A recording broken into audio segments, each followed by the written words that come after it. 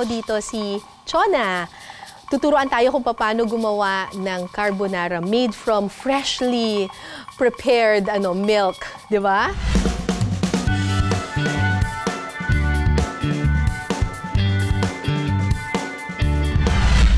Una munang magpapainit ng mantika, sunod na igigisa ang sibuyas at bawang.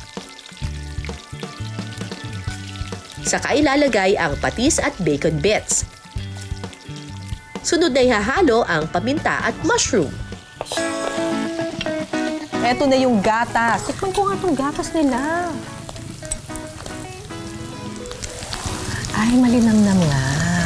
Sunod na ilalagay ang gatas ng baka at tinunaw na cornstarch. Haluin lang ito hanggang sa lumapot. Ay, ang lapot na. Okay, bongga. Sunod na ihahalo ang napakuloang pasta.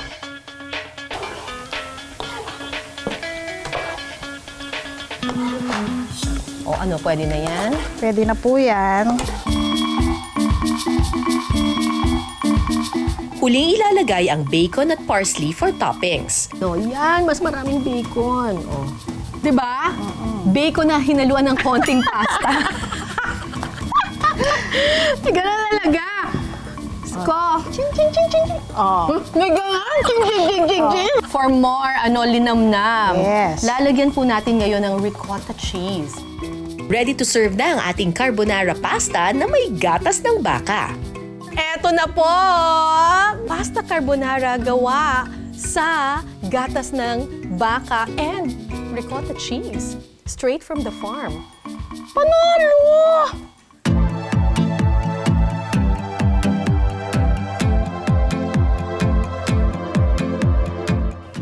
Sarap. Panalo to. Yung bacon ang nagbibigay ng natural na alat sa kanya. Kasi kanina nung niluluto ito ni Ate Chona, halos hindi niya nilagyan ng asin. Pero surprisingly, sakto balanse yung alat niya. Kasi ang ginamit niyang pampaalat, yung shredded bacon. Tapos it blends perfectly with yung gatas ng baka, yung napaka-creamy. Tapos ito panalo-panalo yung ricotta cheese dito. Talagang siya, creaminess overload.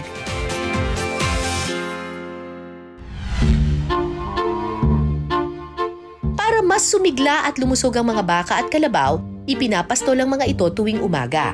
Bukod sa ehersisyo ng baka at kalabaw, nakabubuti rin daw na maarawan ng mga ito. Simulan na natin ang pagpapastol ng mga kalabaw. Oh, halika na! Hihilahin lang naman siya, di ba? Eh, yung iba pa, sama-sama ba sila? Sabay-sabay? Teka, hindi dyan. Dito tayo. Oo, huwag ka tatakbo. Oo. Hoy! Bawal tumakbo! Ba't tumatakbo? Huwag ka tatakbo! Di tayo tatakas. Baby lang yung binigay sa akin kasi minsan daw tumatakbo talaga sila ng mabilis. Tapos baka makaladkad ako kapag yung nanay yung hinawakan ko. Kaya ito lang, baby lang tayo. Baby! Saan ka pupunta? Yan ang mama niya. Oh, halika na. Teka. Yung paa niya kasi hindi marunong eh. Oh, yung paa mo. Hoy, dito. We. Gusto mo bang takbuhan? Takbuhan talaga, ha? Takbuhan, ha?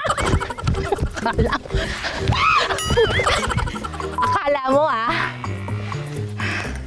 Di ka makakaligtas sa akin. Malakas siya, ha? Nauha ka? Eh, paano? Tumakbo ka eh. Huwag kasi tatakbo. Tataas ang heart rate mo. Mauhaw ka talaga. Zone 2 lang tayo. Pacing. Pacing nga! Ang kulit.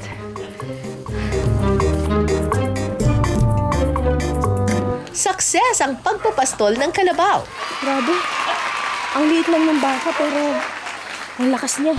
Ngayon naman, magluluto tayo ng creamy lengua with mushrooms. Kasama ko dito si Kat. At ang gagamitin namin, imbis na cream, ay Gatas po ng baka. gatas ng baka na straight from the farm pa rin. O sige, simulan na natin.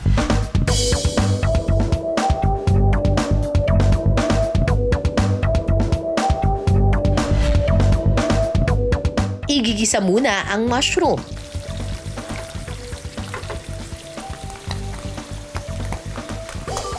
Siyempre, piniprare na namin beforehand itong lengua. Pinalambot na ito. 2 hours po 2 siyang pinakuluan. hours nang pinakuluan yung lengua. Nilinis na siya, tapos pinakuluan na siya para malambot na siya talaga. Kapag naluto na ang mushroom, iset aside ito. Sunod na magigisa ng sibuyas at bawang.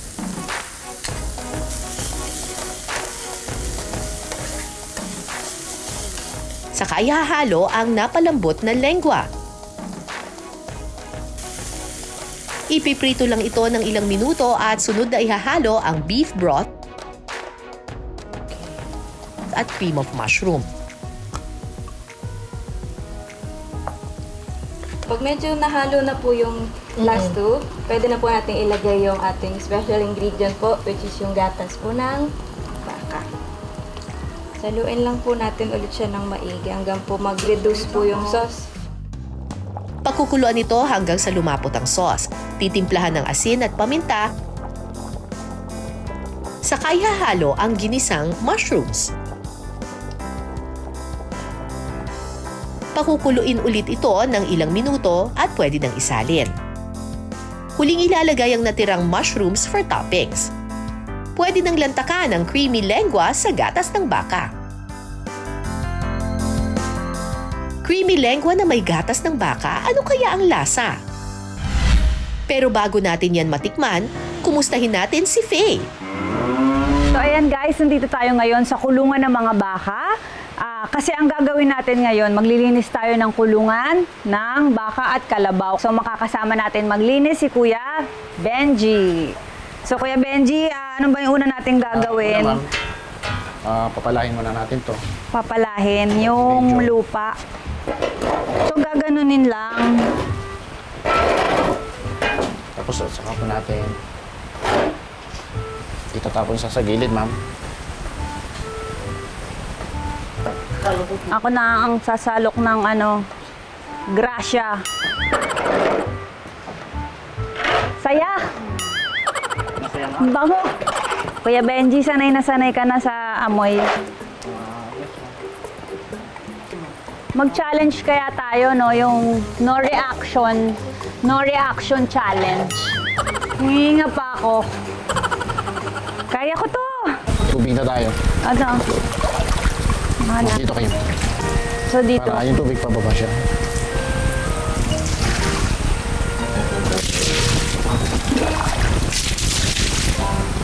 Tapos, medyo konti, paggalaw. Yung talaga siya. Para yung paa niya, ma'am. Sasagil lang siya natin ng saglit. Yes, yan.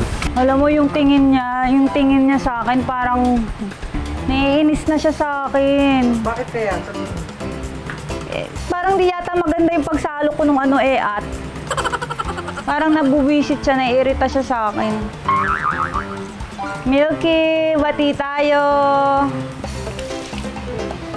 Talaga tong batang to. Sabi ko sa'yo, huwag ka magdudumi, di ba? Alis tayo. Milky.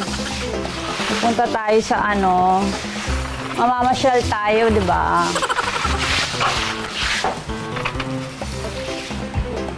Ayan, nalinis na natin si Milky. Milky, masaya ka ba? Milky.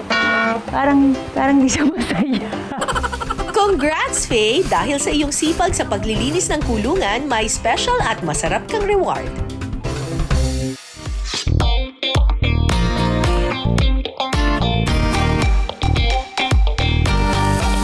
Igigisa muna ang bawang at sibuyas.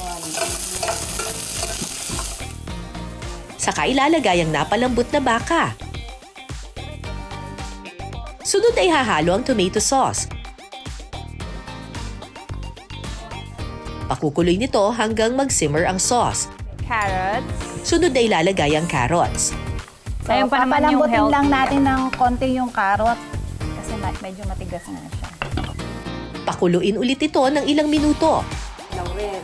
Kapag malambot na ang carrots, pwede nang ilagay ang dahon ng laurel, patatas, beef broth at green at red bell peppers. Saka ihahalo ang siling pula, asin, asukal at chili flakes.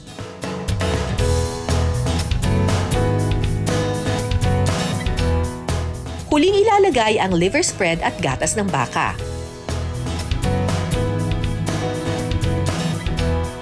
At saka maanghang. Naging mas savory pagka may milk. Ang sarap. Pakuluin ito ng 3 to 5 minutes at maya-maya pa, ready to plate na ang kalderetang baka sa gatas ng baka. Ito na ang ating finished product na kalderetang baka with milk ng baka. So, baka sa baka nga no atin.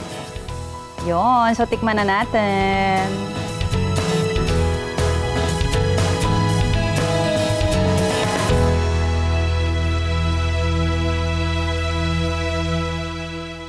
Ayan, titikman na natin ang kalderetang baka with milk ng baka.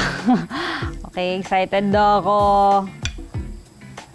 Ito ang tinatawag na mukbang kaldereta. So, yun malambot yung yung meat ng baka.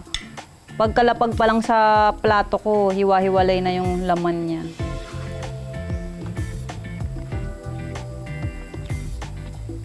Sarap! Maanghang! Ma-juicy. Parang masisira yung diet ko dito Parang siya, mas malapot yung sabaw.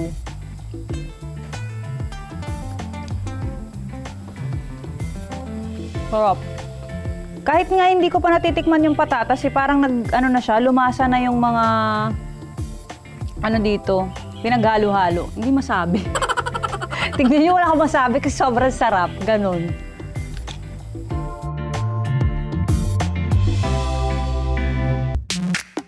Oras na para tikman ang niluto nating creamy lengua na may gatas ng baka. Creamy talaga. Ang susi sa masarap na lengua, kailangan talaga napalambot ninyo ng maigi. Nalinis at napalambot ninyo ng maigi yung lengua. Pero iba talaga kasi ang linamnam nung ginamit na gatas.